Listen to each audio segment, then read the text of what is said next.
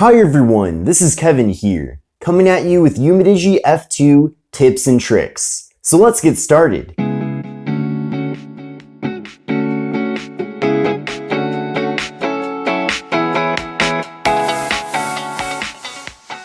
So this is the Umidigi F2. It's one of the latest budget smartphones from Umidigi. And if you want to learn more about it, I have a variety of other videos about the phone here on my channel, including comparisons to some of the various competitors that this device has. And in addition to that, I recommend taking a look at the link in the video description to see the most up-to-date pricing for the phone on Amazon. But let's get right into the tips and tricks. First, I want to show you two different methods to take a screenshot with the phone. So there's the standard method, which involves holding down the power button and volume down button at the same time. So just like that, we're able to easily take a screenshot. But there's actually a cooler and more fun way to take a screenshot, and that's with gestures. So take 3 fingers and swipe down on the display, and then you can quickly take a screenshot using that method as well. So really cool there that you do get multiple ways to take a screenshot with the Umidigi F2. Now moving on to number 2, I'm going to show you how to change the accent color. So throughout the operating system, there is this accent color, and you can see by default, it's this kind of greenish blue color, but we can actually change this to a variety of different colors. So go to the settings, then go down to about phone, and then from here you'll see build number. Tap on the build number about 4 or 5 times, then put in your PIN code, and you'll now activate developer options. Then from there, go back to the main settings page, then go down to system, and then you'll see advanced developer options, and then go all the way down to the bottom here, and you'll see some different options for theming. So for accent color, tap on that, and you can see that we have a variety of different accent colors to choose from. So there's the default color, there's cinnamon, black, green, ocean, space, orchid, and purple. So let's try out cinnamon. And you can see it switches the color from that greenish blue to kind of this more cinnamon color. But this extends throughout the operating system. Like right here, for example, you can see everything has been switched over to cinnamon. You can, of course, switch the color to other colors like black, and now everything is black. So that definitely looks really cool and interesting.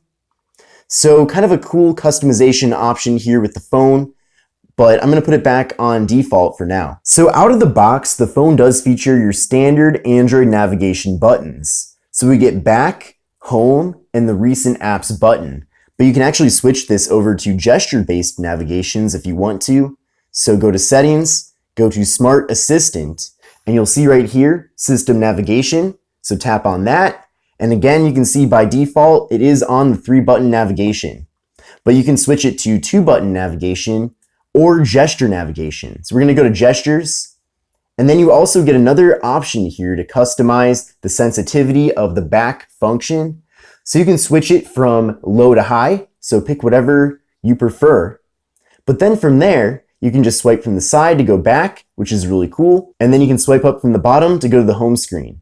But you can also swipe up partially to pull up the recent applications. So that's definitely very convenient. And it kind of just depends on your personal preference, whether you want to have gesture navigations or you want the standard Android navigation buttons. One thing for sure though is that if you do switch to gesture navigations, you do get a bit more screen real estate here, since the gesture navigation takes up a lot less space at the bottom of the display compared to the standard 3-button navigation. Now for number 4, I want to show you how to do split screen. So this feature comes with many Android phones, but I want to show you exactly how to do it for the Umidigi F2.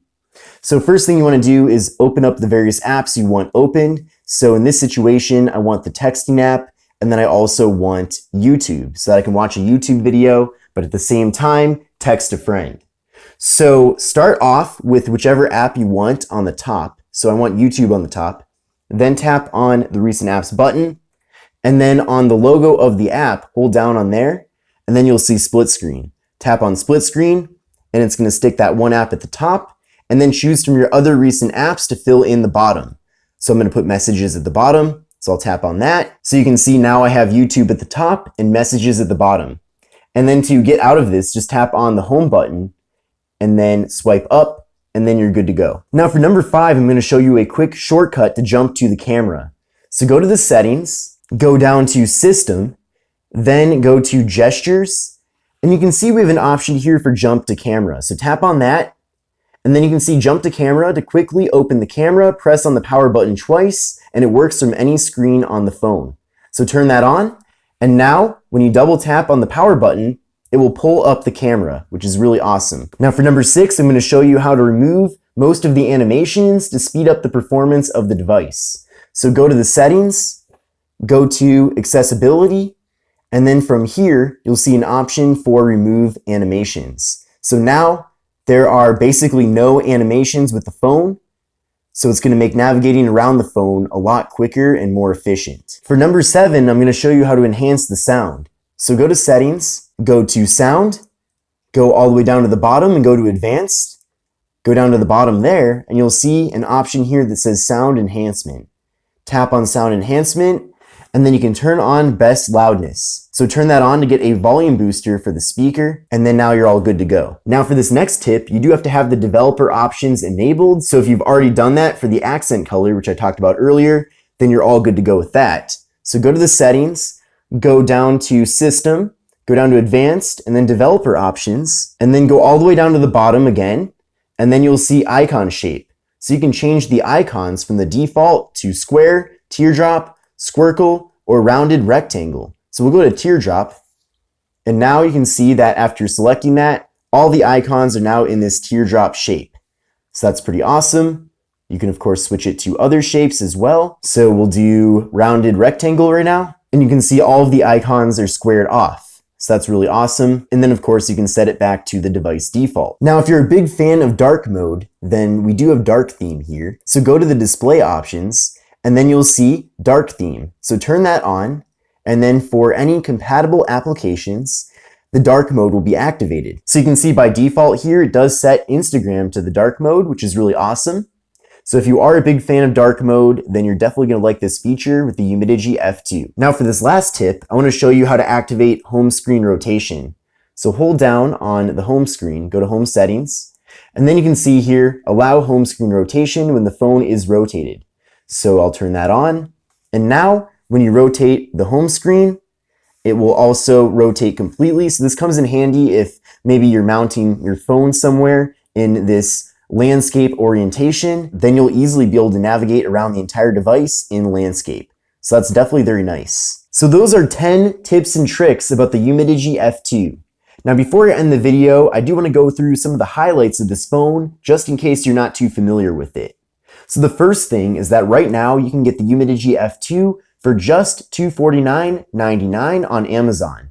In addition to that, you can get the phone for a bit cheaper over at AliExpress. So over at AliExpress, I believe the phone is currently available for $199. Now, just in case the price has changed on Amazon since I made this video, definitely take a look at the link in the video description to see what it's currently being priced at. But the device features a massive 6.53-inch display at 1080p. It is an LCD display, but it looks really good. It's super clear. And then we're getting a 395 ppi and a 19.5 by 9 aspect ratio. So a narrow but tall design with the phone, which is something that I definitely like. Now up top here, we do have a hole punch for the front-facing camera. And I like that it's off to the left side here because compared to having it in the middle, I just feel like it's a better placement. And overall, it's giving you a more immersive display experience with the phone. So we're getting very small bezels on all sides, a little bit of a thicker bezel on the bottom there, but still, overall, a very good screen-to-body ratio. Now in that hole punch up top, we have a 32 megapixel front-facing camera, so pretty impressive. With the phone, we're getting 128 gigabytes of internal storage with SD card expansion if you wish to expand that storage. There is no wireless charging with the Umidigi F2, but we do get a fingerprint sensor on the side of the device where the power button is located, so you can easily and quickly unlock the display. So I actually really like that placement. That is very convenient there, so I'm certainly a big fan of it. Now on the back side of the device, we have a quad camera setup with a 48 megapixel main camera, a 5 megapixel depth sensing camera for portrait mode, a 13 megapixel ultra wide angle camera, and we're also getting a macro camera at 5 megapixels. Now, if you're not too familiar with the benefits of having an ultra wide angle camera, I'd like to show you what that can do right now. So with the standard mode here, with the main 48 megapixel camera, this is how things look. But then you can switch over to the ultra wide angle and you can see how much more content is able to fit into the frame here. So it's an excellent mode if you're taking photos outdoors, for example, of different buildings or a group of people. It's just a cool option to take photos that show more of your surroundings. Now internally, the Umidigi F2 features 6 gigabytes of RAM and the MediaTek Helio P70 processor. So the P70 is actually a very decent processor and it will give you very good performance. I also ran an Antutu benchmark test for the Umidigi F2 and I want to show you those results right now. So with the phone, I got an overall score of 179,968, which is definitely very impressive. That's a very solid score. So it's still a mid-range score because with a phone like the Galaxy S10 or even the upcoming Galaxy S20, those devices have scores over 400,000, but still at 179,968, that's a very impressive score for the Umidigi F2 considering the low price tag for the phone. Now video recording with the device maxes out at 1080p at 30 frames per second, and we're getting a massive battery with the Umidigi F2 at 5,150 milliamp hours. Now the phone also comes with an 18-watt fast charger so that you can quickly charge up that really large battery, giving you a ton of battery life with the device overall. Now the software on here is Android 10, and it is a stock version of Android with no bloatware pre-installed either. The phone also features NFC in case you are a user of Google Pay, so you're covered if that's the case, and you can make all the mobile payments that you want to make. And then as far as the actual form factor of the phone goes, you can see this is the blue color, which I'm definitely a big fan of. But on the left side here, we do have the slot for the micro SD card and SIM cards because this phone is dual SIM. On the right side of the phone, we have, of course, the power button and fingerprint sensor and the volume button. On the top of the phone, there's nothing. And then on the bottom, we have the speaker, we have the USB-C port for charging and data transfer, we have the microphone, and we have the 3.5mm headphone jack. And then on the back side of the phone, we have this really cool looking texture, kind of a wavy look to it, but we have the camera module, flash, and then we have Umidigi branding here on the side. So overall, I'm a big fan of the Umidigi F2 so far. It's been a pleasure to use, and I think this is definitely one of the most impressive phones that Umidigi has put out to date.